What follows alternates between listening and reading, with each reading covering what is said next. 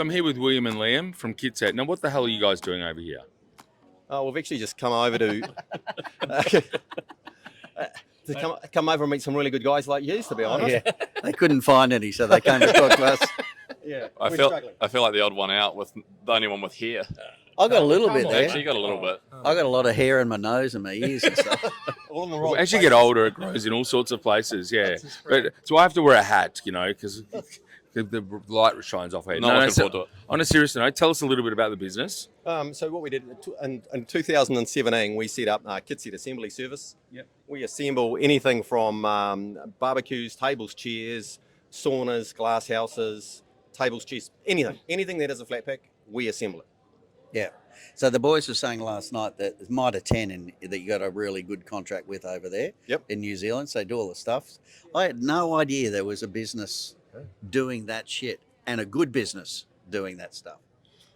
I'm a franchisee for a business called Recovery Lab, and I'm absolutely useless in putting furniture together and everything together. So I had to get a man to do that today. He's in there today while I'm away. My wife and daughters have got him in there putting all sorts of shit together. So you could have done that. A real man. A real man who knows how to use tools. Yeah, we could have done that. That's exactly what we do. That's good. So tell us how it all started. Give us a bit of background and what you were doing beforehand, et cetera, et cetera. Look, to be perfectly honest, I had my own business back in New Zealand. I sold that, and this opportunity came up. And one of the reasons I jumped at it was my wife was, to be honest, sick of me having me in the house. I was like, get out of the house, go and do something. You're pissing me off. That's the same thing. I still do that. And she admits now, she said, look, I just hope you just find something small to keep yourself amused. But she's now saying, oh my fucking God, this has gone out of control. So you mentioned before Mitre 10. That's one of over 100 suppliers that we have in New Zealand. So Bunnings, Placemakers, every big box retailer, every online retailer uses our services for themselves in store, but for their customers as well. So how many franchisees have you got in New Zealand? 42 at the moment. And how come you got the guy with the hair is he to make you look good? Yeah, it is. Makes me feel younger. But you're out here, aren't you, Liam? You're sort of setting it all up Australia-wise? Yeah, so I been with the business for 6 years now. So I spent time going through every process that we had, ended up writing the operations manual and that sort of thing. And we had to actually trial our business in a territory that we had never had any franchise before. So I went to the Gold Coast and essentially started up a corporately owned franchise and just ran that for a year just to trial our ops manual. Can you smell that? I think most Can you smell that? That's bullshit. I trialled it in the Gold Coast. Yeah. You are full of shit, mate. Most Kiwis just go on the dole. Yeah, well. But why? So why Gold Coast? So what was the reasoning behind that? Well, we'd never had a franchise there before. Right. We'd already had some on the lower coast, but not having run through the newly written operations manual. So the idea was to trial that, start it from new, have no marketing, and basically just go on the ground and try and create something from nothing. So how many do you have in Australia now? We've only got 4. 4. Yeah. But so where are they? Where are the 3? Melbourne, Sydney, and Canberra. Yeah. Right. And how big an area do you need them? How many people do you need to have in that area as a franchise? Or is it, do you do No, you're right. the whole Population. Right. So one franchisee per 100,000 people. Right. And we know that definitely works because in New Zealand, we run one franchisee per 50,000 people. So, and the guys are running successful franchises over there. Is that because the Australian ones are better? Is that why they can have 100, not 50? No, it's the opposite. They're slower. They're slower. They would be.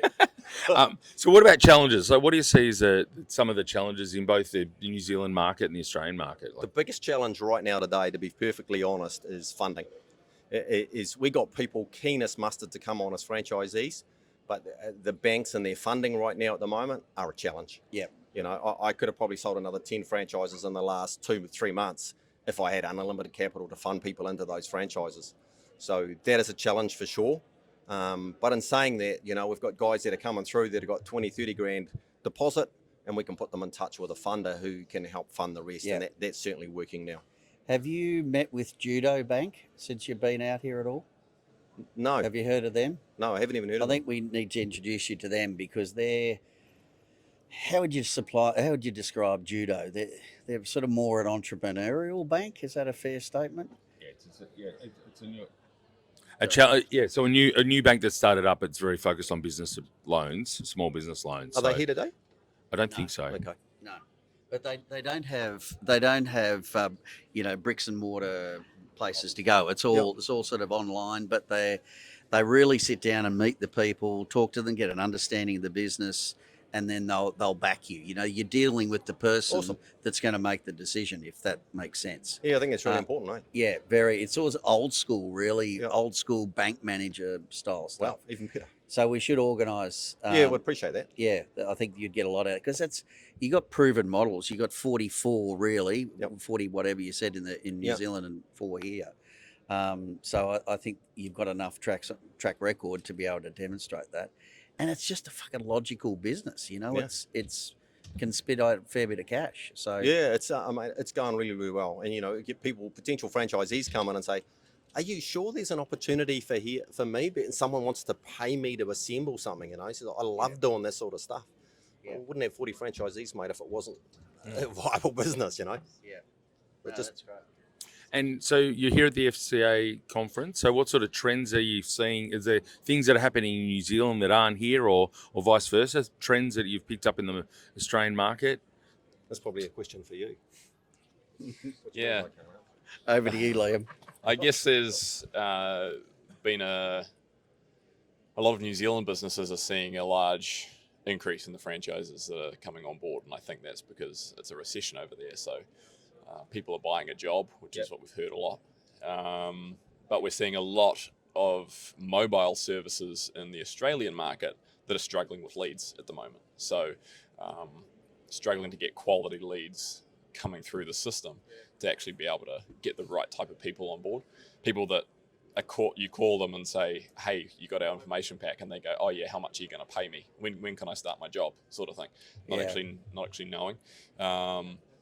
And so getting a high quality lead is probably the hardest thing in Australia compared to New Zealand right now. So where are you trying to get the leads now? Where's your main source? Are you Seek or you social media or what's the? Yeah, a bit of everything. I would say Facebook leads are probably our highest at the moment in terms of quantity and also quality. Surprisingly, Seek and Business for Sale is doing nowhere near as well as you would expect. And not cheap either. Yeah, exactly.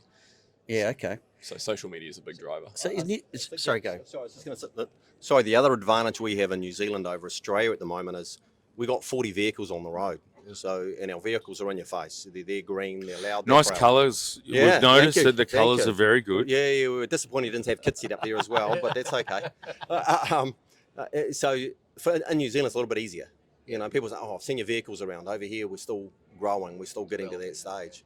So, but we're getting like 40 inquiries a week at the moment in New Zealand. And so really good traction and some really good people coming through. We just need to replicate that over in Australia. I'm interested in your strategy that you've gone like Melbourne, Sydney. You've got like one in each market rather than sort of a cluster. I know a lot of the time we talk to people about having, moving one territory. So people do see the vehicles not far away. Was that a deliberate strategy or just how it played out?